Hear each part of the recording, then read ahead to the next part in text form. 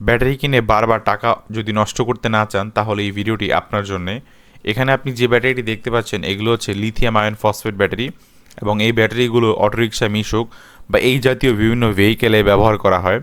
তো এই ব্যাটারিগুলো সাধারণ লেড অ্যাসিডের থেকে পার্থক্যটা কোথায়? সো এগুলো হচ্ছে এখন আধুনিক প্রযুক্তির ব্যাটারি। এই ব্যাটারিগুলো মূলত সিঙ্গেল ব্যাটারি হয়, মানে এক ব্যাটারি বলা থাকে বলে অনেকে চিনে। এই ব্যাটারিগুলোতে আপনার নানান ধরনের সুবিধা রয়েছে লেড অ্যাসিডের তুলনায়। সো যেহেতু এগুলো প্রযুক্তিগত আধুনিক ব্যাটারি, এই ব্যাটারিগুলোতে অবশ্যই অনেক ধরনের অ্যাডভান্টেজ আছে। তার মধ্যে প্রথম অ্যাডভান্টেজগুলোর সারিতে যেগুলো থাকবে সেগুলো হচ্ছে এই ব্যাটারিগুলোর আয়ুষ্কাল থাকে অনেক বেশি। সাধারণ ব্যাটারির তুলনায় আয়ুষ্কাল অনেক বেশি। যদি আপনাদের এক্সাম্পল দিই, সেটা হচ্ছে একটা অটোরিকশা বা মিশুকের ব্যাটারি সাধারণত 1 বছরের আশেপাশে সময় টিকে। হ্যাঁ, কিছু ক্ষেত্রে এক্সেপশন থাকতে পারে, কিছু ব্যাটারি বেশি বা কম যেতে পারে, তবে আমি ধরে নিচ্ছি স্ট্যান্ডার্ড 1 বছর। এবং সেখানে এই লিথিয়াম ব্যাটারিগুলো আপনি যদি ভালো মানের লিথিয়াম ব্যাটারি নেন তাহলে সেটা অনায়াসে আপনার 10 বছর বা তার বেশি সময় সার্ভিস দিবে। তবে অবশ্যই সেটা ভালো মানের নিতে হবে।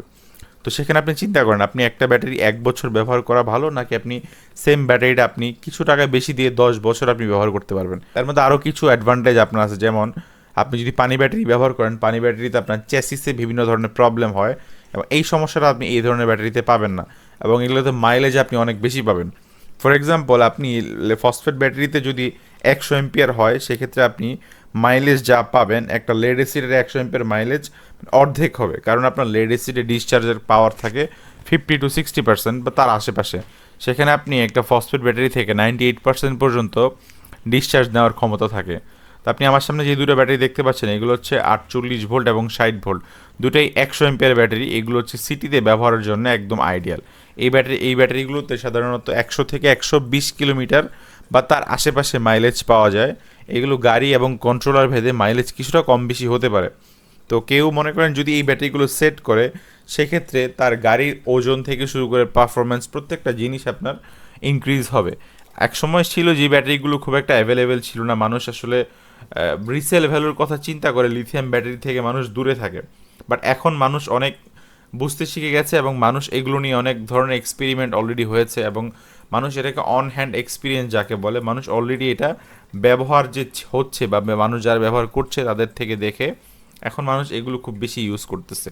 তো আপনারা যারা এই ধরনের ব্যাটারি ব্যবহার করবেন তারা অবশ্যই ভেবেচিন্তে ব্যাটারি নেবেন, কারণ আপনি যদি কোনো পুরাতন ব্যাটারি কিনেন অথবা কোনো ধরনের যদি আমি স্ক্র্যাপ ব্যাটারি কিনেন, সেক্ষেত্রে কিন্তু আপনি হিতে বিপরীত হবে। আচ্ছা, আমি পুরাতন ব্যাটারি কেন বললাম, কারণ মার্কেটে কিন্তু এখন বিভিন্নভাবে পুরাতন ব্যাটারি আসে, এবং এই ব্যাটারিগুলো ধরেন একটা ব্যাটারি আমাদের দেশে কিন্তু এই ব্যাটারিগুলো সার্ভার বা বিভিন্ন ধরনের টেলিকম ইন্ডাস্ট্রিতে কিন্তু ইউজ হয়ে আসতেছে। তো যেহেতু এগুলো একটা লাইফ সাইকেল বা মেয়াদ আছে, অবশ্যই একটা মেয়াদ পরে এই ব্যাটারিগুলো মার্কেটে অ্যাজ এ স্ক্র্যাপ হিসেবে সেল হয়। সর্বশেষ বলবো এই ব্যাটারিগুলো আসলে তৈরি কিভাবে হয় বা এগুলোর ভিতরে কি থাকে। যেগুলো 48 ভোল্ট, এখানে আপনার হচ্ছে ফসফেট হলে এগুলোর মধ্যে 15টা সিরিজ থাকে, আর যদি আয়ন হয় সেখানে 13টা সিরিজ থাকে।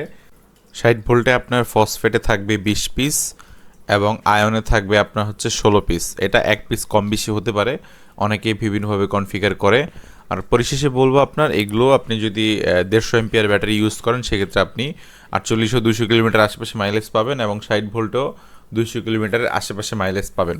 তবে এখানে সবথেকে বড় ফ্যাক্টর যেটা ম্যাটার করে সেটা হচ্ছে আপনার কন্ট্রোলার এবং মোটর। এগুলো যদি আপনার সাইন ওয়েভের কন্ট্রোলার মোটর হয়, সেক্ষেত্রে আপনার মাইলেজটা আপনি বেশি পাবেন।